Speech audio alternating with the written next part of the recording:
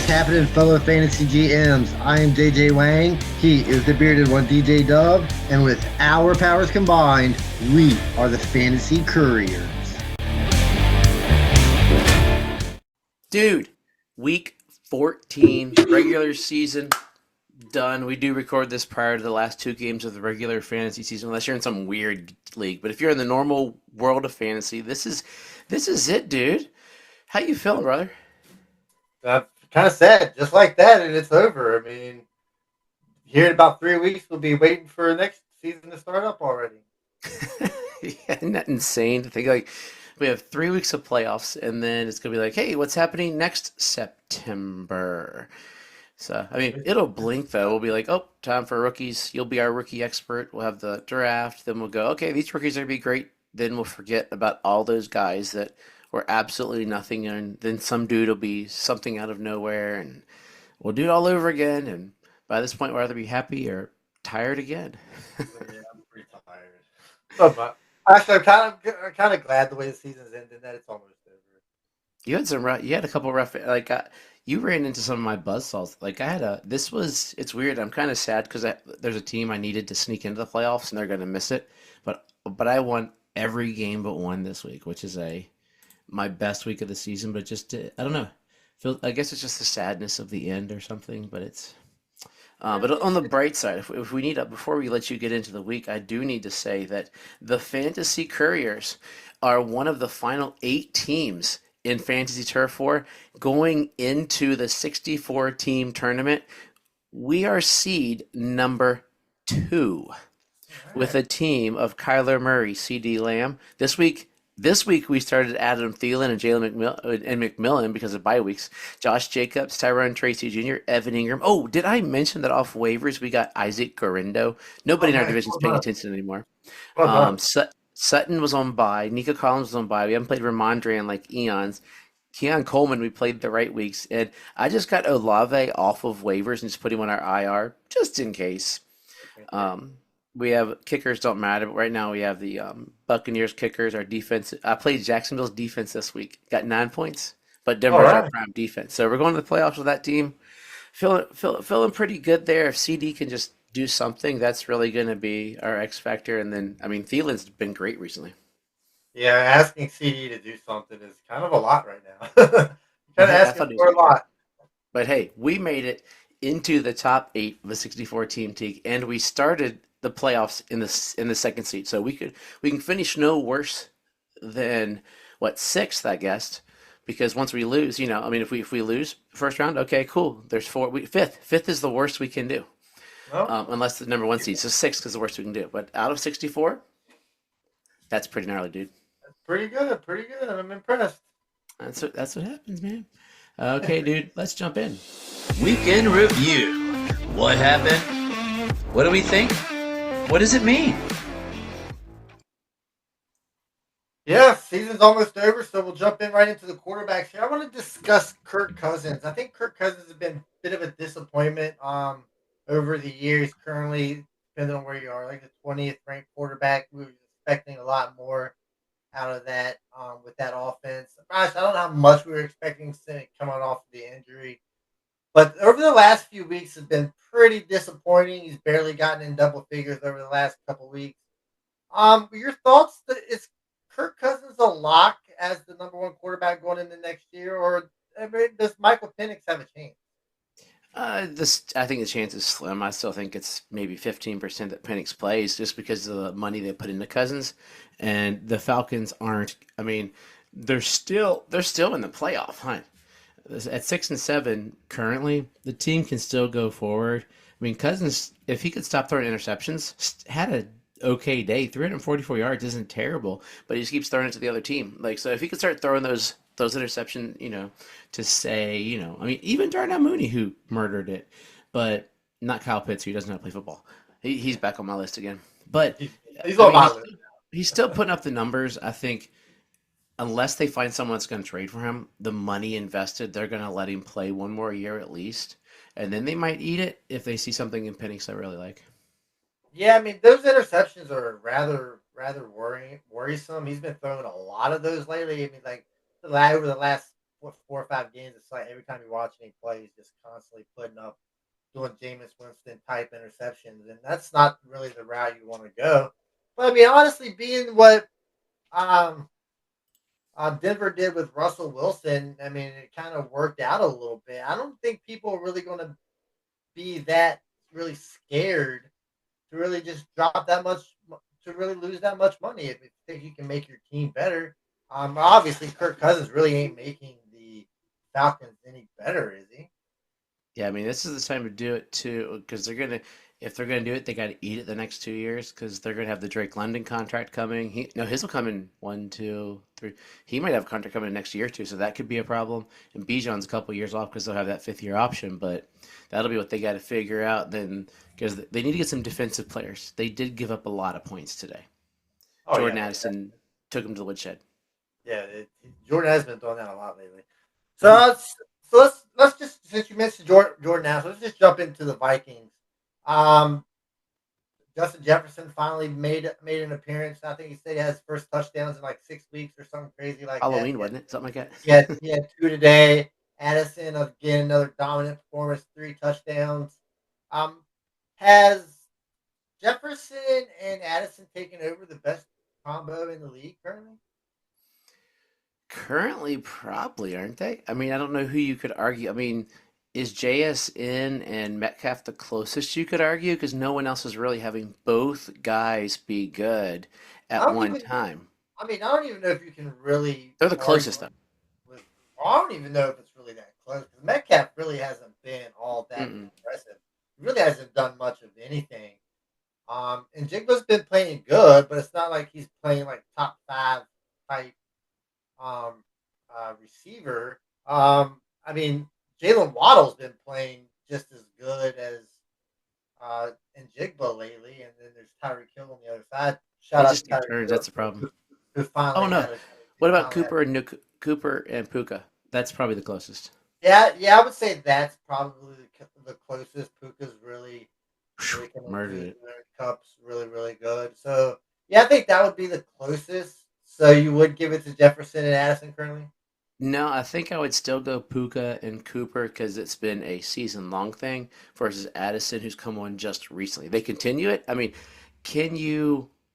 Are you starting like Addison's on 2 of my teams, and I've not played him yet. I need do I've got to play him next week, right? Do I play him in the playoffs? Is he that hot, or is there, or am I I going to hit feel that like Addison wall? I feel like Addison's been playing good enough that he's pretty much start. He would probably be pretty much starting on any team the way he's been playing lately. I mean, if you're sitting him on your bench, you obviously have better receivers. I mean, if not, I don't know really what your um what your thought your train of thought there would be. But the way he's been playing lately, I mean, if Drake you're London, starting, Brian Thomas. I mean, I would probably start Addison over Drake London at this point. I mean, just for the ceiling situation, he's played better over the last 6 weeks, has he not? Yeah, I think it's. I guess it just feels stinky. I think that's what it is. Like I just haven't put him in. I was like, oh, I don't know if I could do it. And You're luckily, the teams where I haven't played him, I haven't lost because of it yet. So that's what I got to figure out. Will I lose because of it next week, or I Yeah, don't know. so with the receivers playing big games, we're having big games. Obviously, that means Sam Darnold had a monster game. It's probably his best game of the season. What do the Career. Vikings do with Sam Darnold next year? Do they bring Sam Darnold back or have him play just with the hope that um that this year I can't remember this year's rookie's name. JJ McCarthy. Yeah, AJ McCarthy coming off the ACL. You got to bring Darnold back, right? I think I think you do. Do you see if somebody will trade? Will you take a second for JJ McCarthy? Well, I don't know. I mean, I mean, honestly, I probably I because might. you're going Darnold's probably done enough to earn like a pretty sizable contract here, so he's going to want to get paid. So Geno Smith contract? I mean, maybe, but That 3 years, do you 75 or really something. want to bet your franchise on Sam Darnold? You really want to bet your franchise on JJ McCarthy though? Like a guy who's done nothing versus the dude who 347-5, the dude who's Don't starting get. to connect. So I mean, I like Sam Darnold. You're the one that's always been a I Sam jumped Darnold. on this year. He I got me this understand. year. I understand, but you're the Sam Darnold hater, so you'd be willing to with all your hate that you've thrown towards Sam Donald over the years, you'd be willing to have him be your franchise quarterback and get rid of the rookie Yeah, that I don't like JJ McCarthy, so that's an easy. why I mean what has JJ McCarthy done that you don't like? Uh, just with what he was in, it was a running offense. He was surrounded by all the greatest players in college football, and you look at where Oh you know really? I mean he had it a good was it was Blake yeah, Corum. I mean the running game I mean it wasn't all the great players. I mean he had a good defense and his receivers weren't that great. His running back was okay, but they were in a run first offense. So it's not like that team, like that offense was great when McCarthy needed to make what you got to look at when McCarthy needed to make plays for that team. McCarthy made plays for that team, so he's able to make the plays. We've seen Sam Darnold in the past have a good stretch and then just completely fall off a cliff. Now he's played much better this year, But he also but played for the Jets. He didn't have yeah, I Justin mean, Jefferson. He played for the Jets. He wasn't throwing to these two studs. I mean, like I said, I'm Sam Darnold fan, but I think you, like I said, I don't know if I want to get rid of McCarthy. If you could find I some mean, way he's to free. get, You would keep him, but there'd be. I mean, but it's a thing. More of it's you don't want to keep him. I wouldn't want to keep him because of the Sam Darnold factor, because then he's breathing down his throat. Like, how much rope does he feel, and does that affect his confidence? He is a pro player, but he's been beaten up in the pros. He got obliterated in the Jets. Then he became a backup, and then he just. If JJ McCarthy doesn't hurt himself, Sam Darnold is not playing this year. I don't. I think they would have. It would have been close enough because Sam Darnold came out. And I think that JJ McCarthy would have been playing. man, It'd have been a different year. yeah, I agree. So yeah, I think they just, I would just try to keep both of them if possible. Yeah, I think you do. So you mentioned Puka Nacua. When Puka Nacua plays, he's obviously an elite wide receiver. What are the chances Puka could end up on a healthy season being the number one overall wide receiver?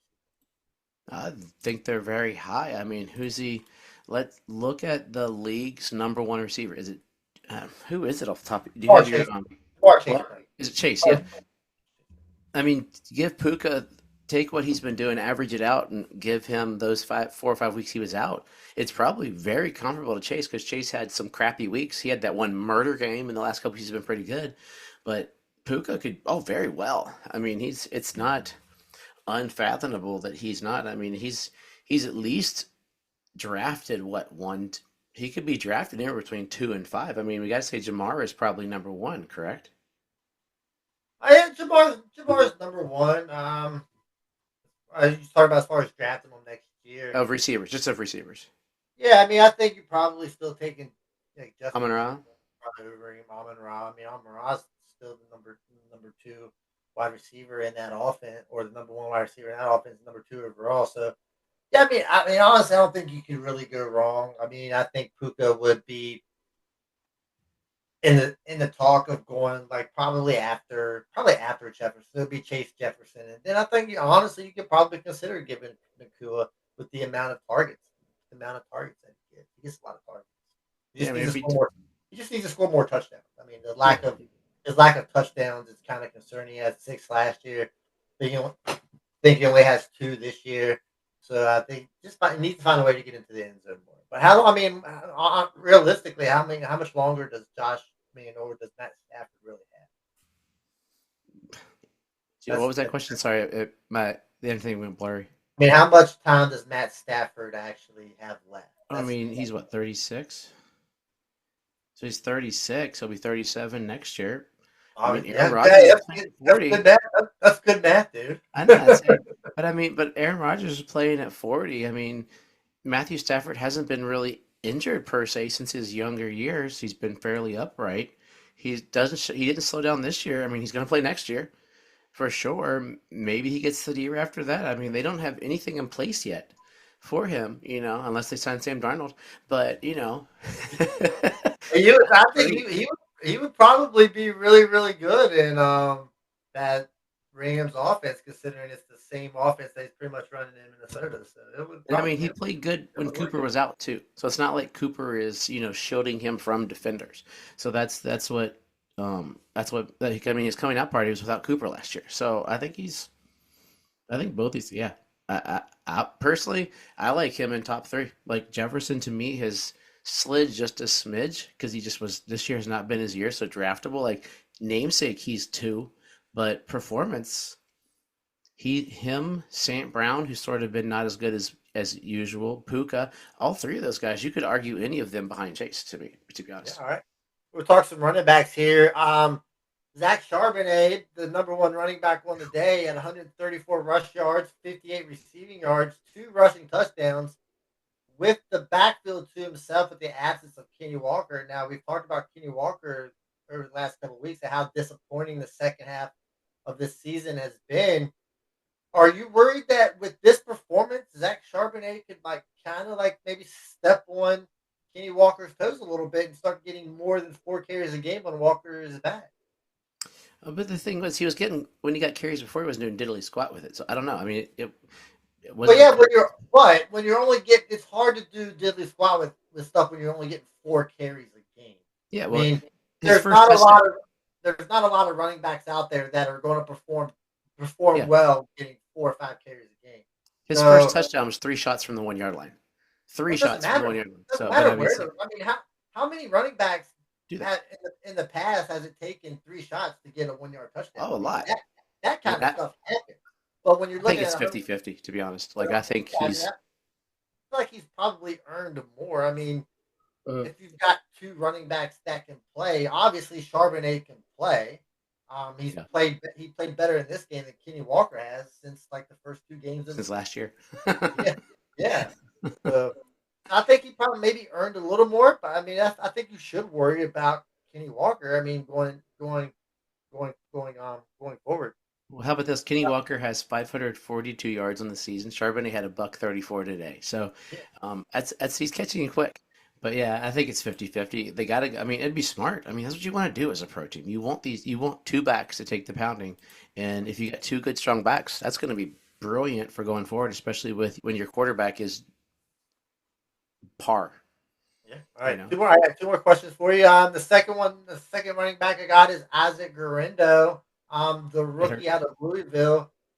We didn't really think much coming into the season, but of course, being a San Francisco running back, they always perform well. He has 78 rushing yards, 50 receiving yards, and 2 touchdowns. Could, with the absence of Christian McCaffrey, obviously not coming back, could Isaac Garendo be like a league winner in the San Francisco offense going forward? I know he did get hurt a little bit, so we got to keep an eye on that. Head to the locker room. I don't know if he came back or not. But with this performance, I mean, don't you want the San Him or Francisco Patrick running back? Taylor. I mean, if Isaac Guerrero goes down, just get Patrick Taylor. I mean, apparently we could put a monkey in the 49ers backfield. He's going to run for 70 yards and a touchdown. Like a literal, like you could play in that backfield is what we're learning. Maybe if Christian McCaffrey's not the good. No, he's the one that's good. But what about the other guys?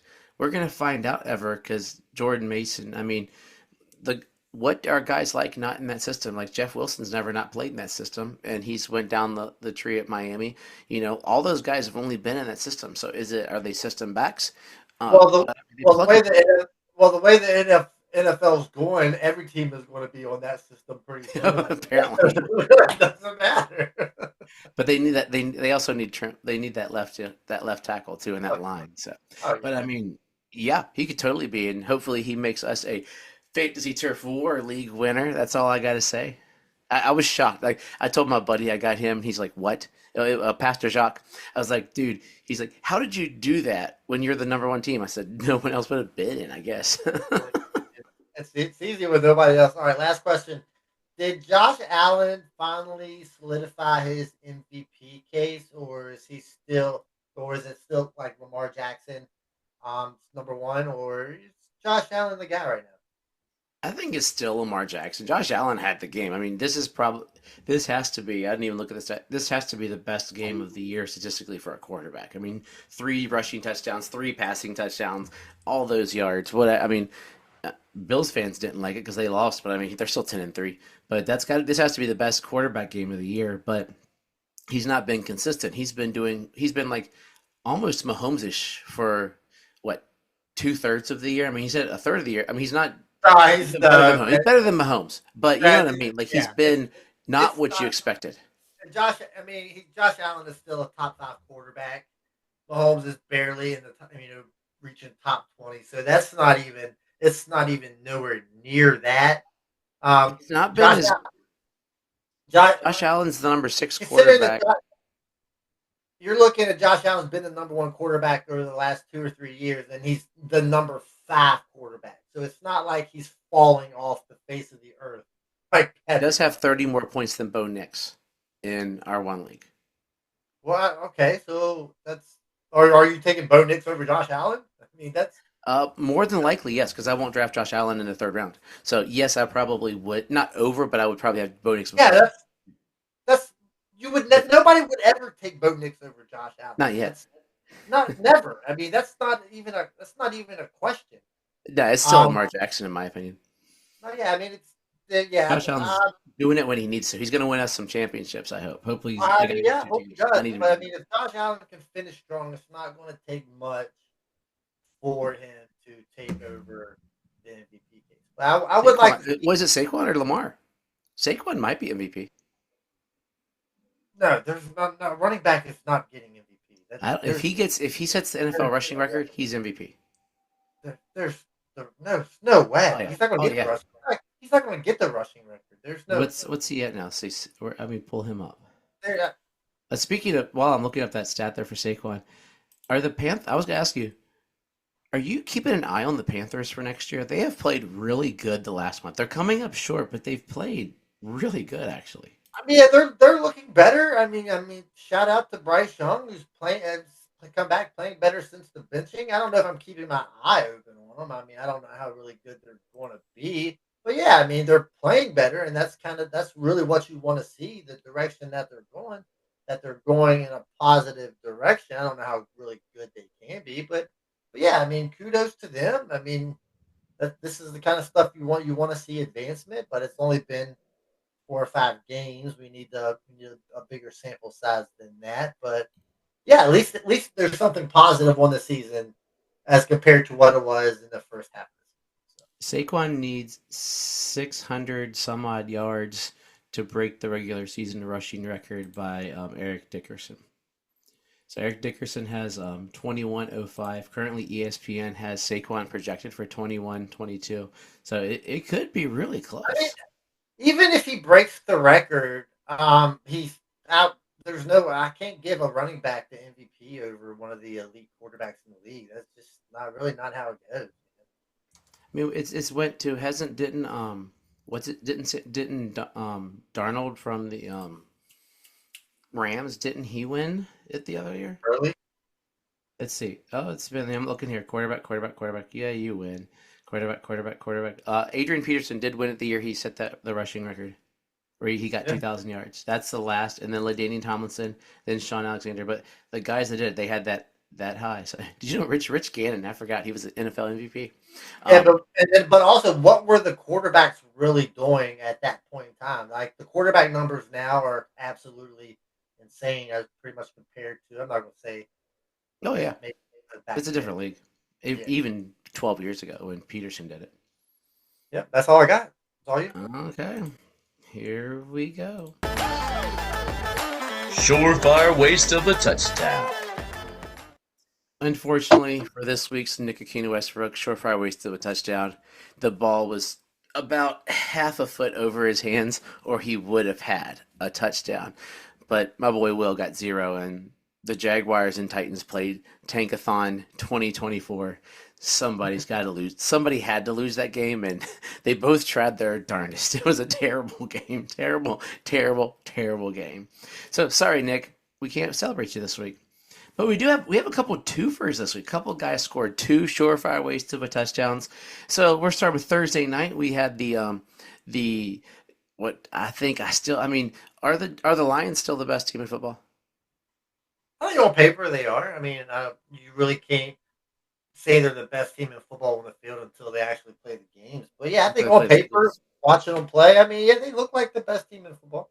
I mean that's a tough division too, and I mean they're only a game up on the Vikings and a couple of games up on the Packers. It's crazy, but in that game, Jamo Williams went bonkers. Amon Rob sort of was there, but we have two touchdowns from neither of those dudes. Not from Sam Laporta, not from the running backs got some, but Tim Patrick 2 touchdowns, a 3-yard pass, a 1-yard pass. Good to see him back in the pros after a rough couple injured years. But I know somebody who almost started him, almost picked him up. But otherwise, most people, barring, I mean, this is bye week apocalypse, so he might have gotten played, but generally that would be 2.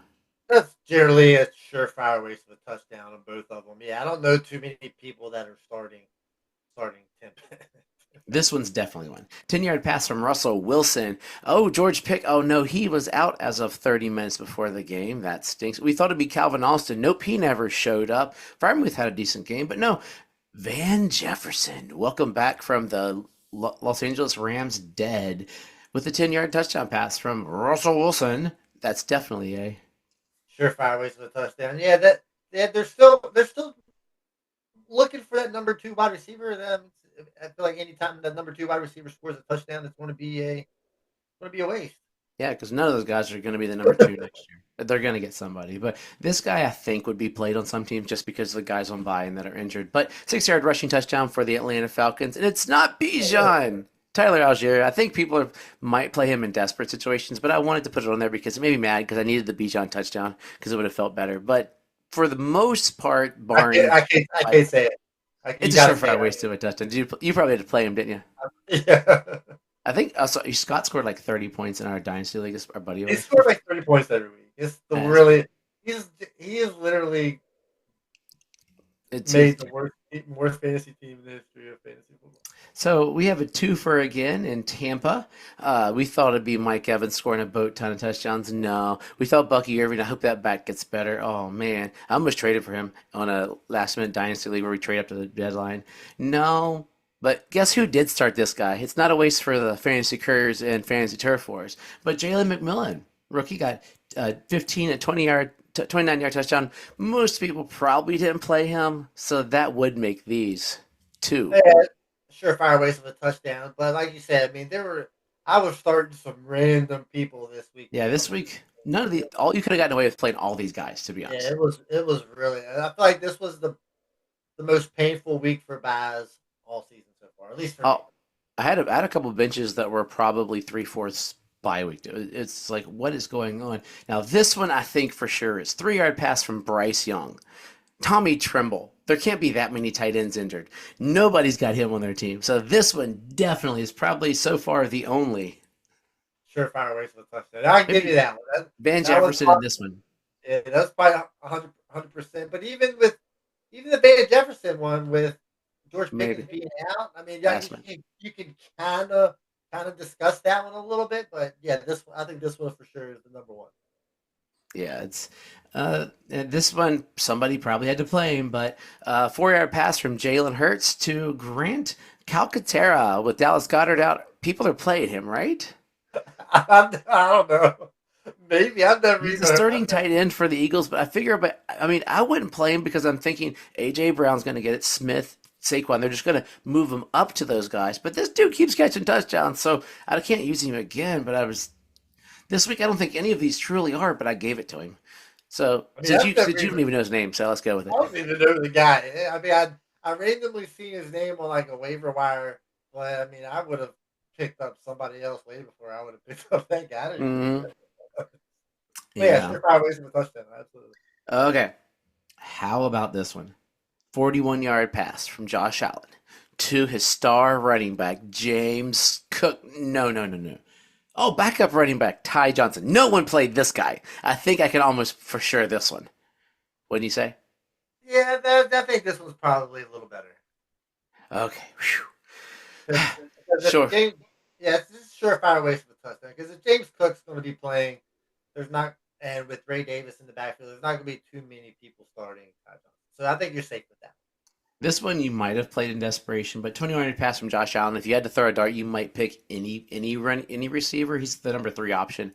Matt Collins, 21-yard pass because you thought Cooper, then you think Shakir. Dude, I wonder if he's going to end up having the regular season best reception percent, like target to reception percentage. Because he doesn't drop the ball. It's like 90-something percent. It's disgusting. But Matt Collins, 21-yard pass, that's got to be a... That's a surefire waste.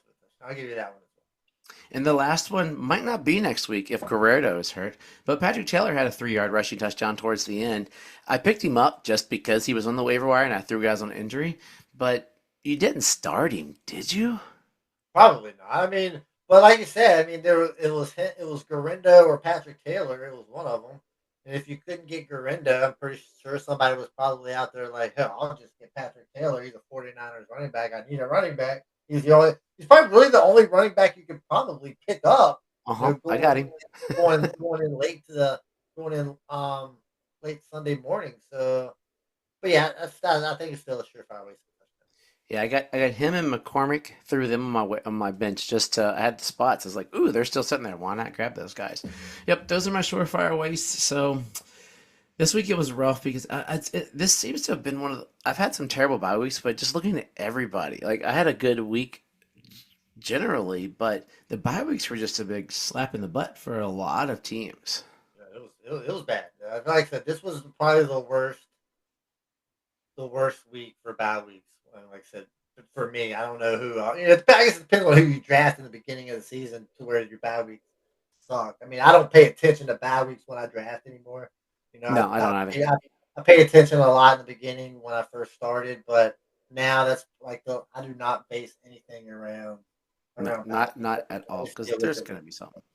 Guys get hurt. You pick up some dude that doesn't exist. It gets you through that. I mean, this way, I mean, you're looking at Jaden Daniels, you're looking at Lamar Jackson. Those are two big guns down this week. Bo And Nix. I mean, Bo, he's I mean, yeah, a number 8 top. quarterback in the league. So I mean, there's a lot of them. So it was Yeah, it was it was tough.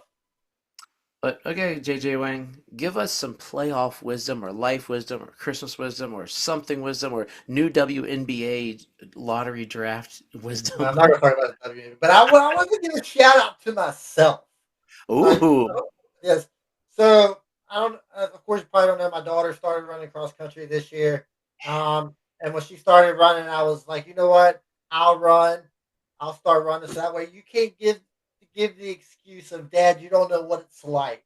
Well, now she can't give that excuse because I signed us both up for a running club this past weekend. So we're running a winter running series. I ran my first 5K today.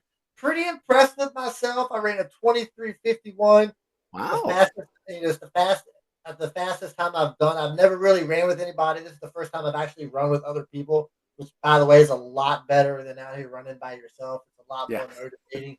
Like you kind of like work off of other people. Like my previous best was a 26:23. So I almost improved about 3 minutes. So yeah, I just wanted to give a shout out to myself. There's 7 more races that I got to run, so there's 7 more opportunities for to get up, beat up maybe 20, get under 23. We'll see how it goes. But yeah, I just wanted to give a shout out to myself. I don't do it very often, but I'll do it this time. So as always, trust yourself and trust the process.